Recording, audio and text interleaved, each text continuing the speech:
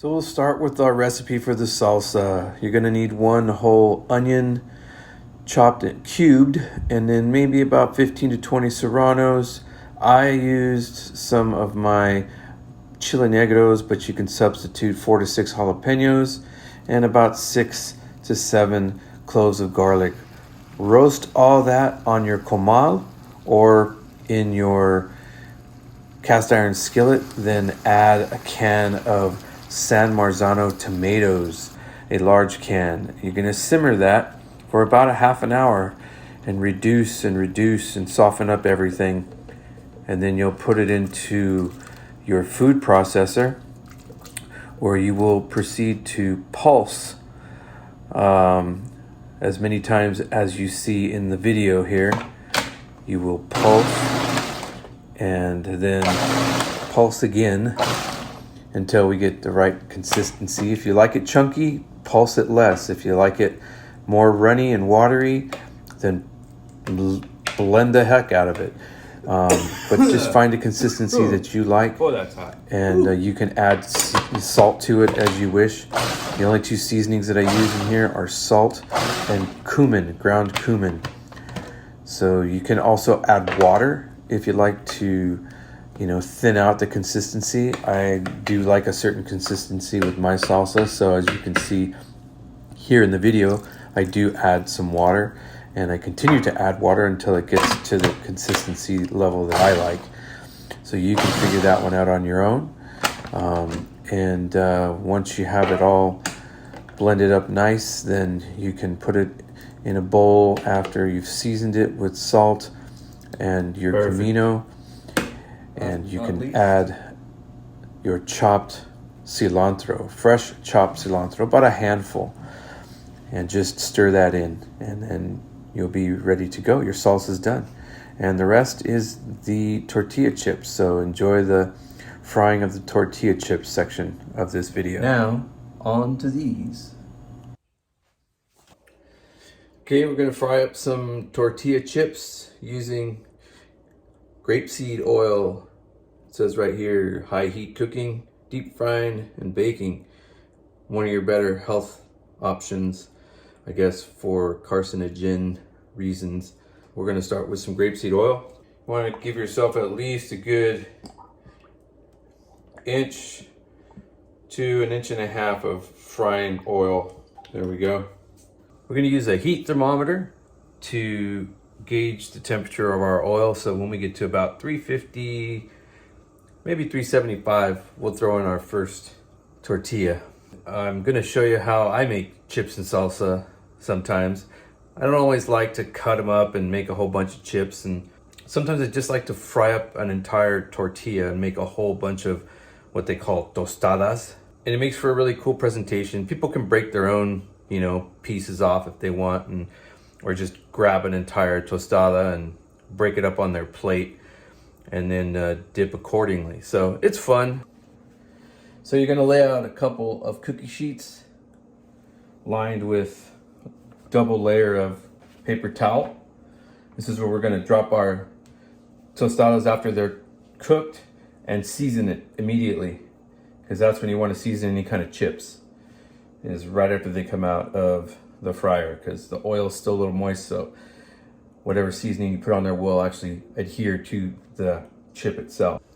All right, so we're right about 375. We're gonna go ahead and drop in our first corn tortilla. Just gonna sit here and let it fry.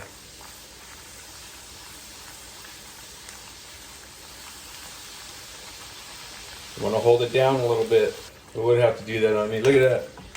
What it did, it literally puffed up like a spaceship. Starting to brown up. You can take it out. It's kind of the coloring that you're looking for right there to know that it's crisp. All right, so we're gonna take it over to our seasoning station.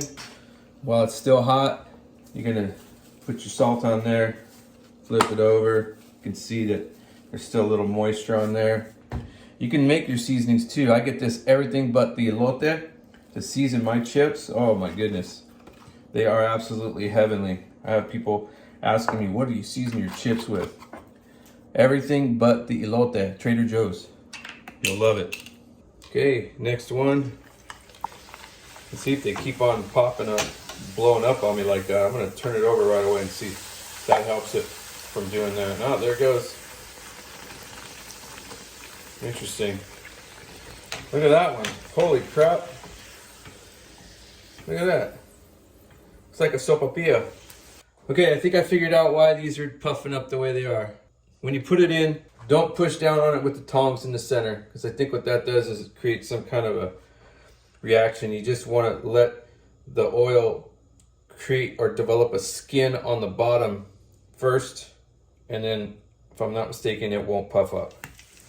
So give that a try. See, I'm not touching it at all. Like I was pushing down on the center before, but I'm not doing that. It doesn't seem to be like jumping up. It's getting some small bubbles, but nothing major. It's not popping up like it did before.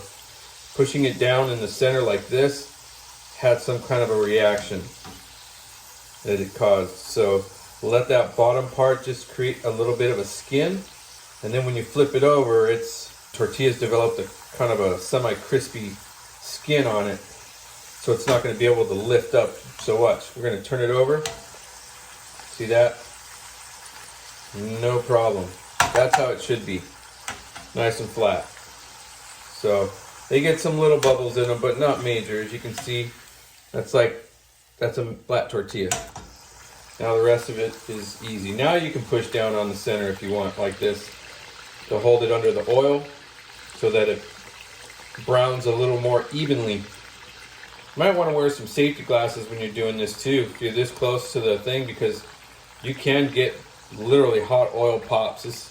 A lot of people underestimate how dangerous it is really working with hot oil, because at any time it can literally pop, and if your reactions aren't fast enough and you can't get out of the way, or you don't blink in time, you can literally get your cornea fried, where you go blind making tortilla chips for your friend. That's not cool.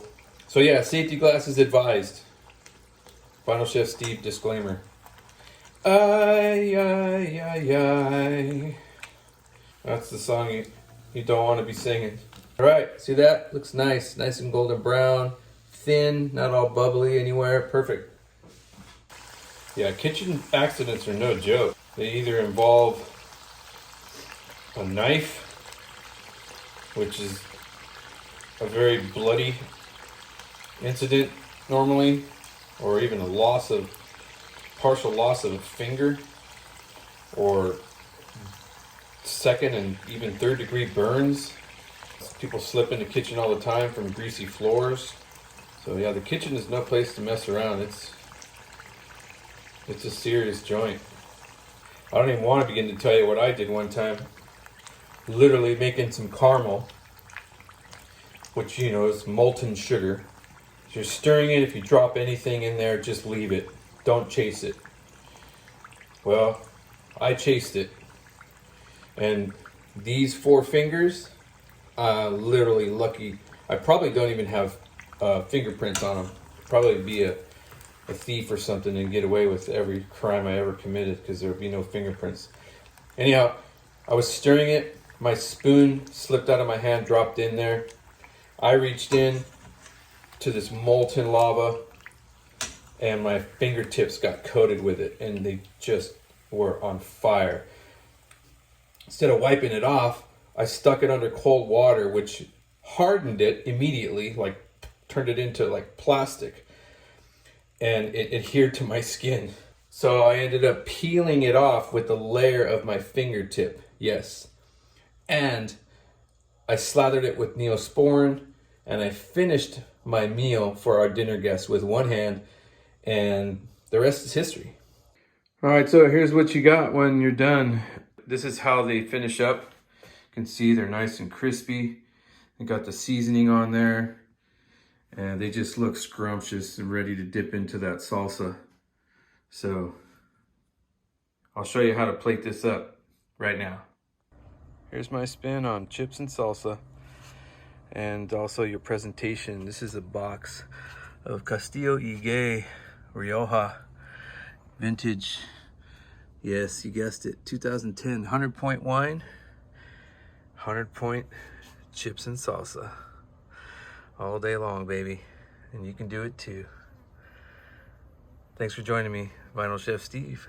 We'll see you next time. Oh God, the flies want some. Jesus. Pesky moscas.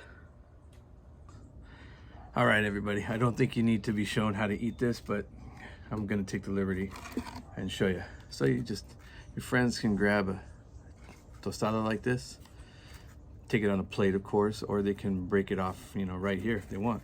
But just take a piece off like that. Definitely take the whole piece, it's like double dipping. You got your chip there. If you want to break it one more time, you could. There you go. Just scoop up some of that delicious salsa on there. See that? Nice homemade chip, some homemade salsa, and a very unique presentation that your friends and family will surely love.